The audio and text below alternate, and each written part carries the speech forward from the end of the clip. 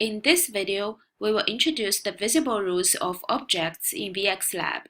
You usually have more than one object in a project. How they sort an object tree will affect how they look on the stage. Here is an example. We see in this object tree there are two images, a branch and a snail. But the snail is partly blocked by the branch.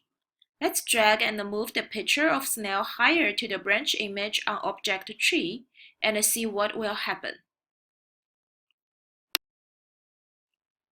Now you see the full snail picture. So visible rule number 1 is that if an object is placed closer to the stage on object tree, the object is in the front. It will block the objects further to the stage on object tree. You can always drag and move the order of the objects to adjust. Almost all visible objects follow this rule except for page.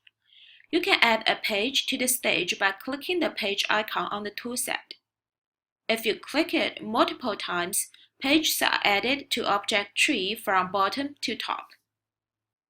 You can edit the content in one page by selecting the name of page on object tree. And you only see the content on this page, so it is like a special stage. In this example, we have text messages on each page to indicate the name of the page.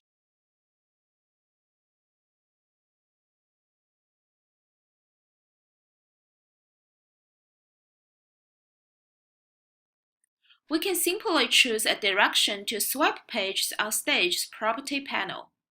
Then let's preview this project. The first page you see is page 1, and page 2 and page 3 follows. So, visible rule number 2, page is viewed as a special stage. The play order of the pages is from the one on the bottom. There is one more rule we'd like to introduce to you in this video. You have already learned about the parent object and the child object in the last video. Now, how about the visible relationship between a parent object and its child objects? Let's add container 1 to the previous example and change its background color to blue so you can see it. Then let's drag the snail and the branch into container. Now these two images are child objects of container 1. You can still see the snail and the branch. That means they are in the front of container 1. Visible rule number 3, child object stays in front of the parent object, and the child object's visibility follows visible rule number 1. Why is this important? It is important because the visible status of an object decides whether the users can truly interact with the object. Later, when you learn about event, you will notice that sometimes when you add an event to an object, the interaction is not working. Mostly it is because the object is blocked by another object.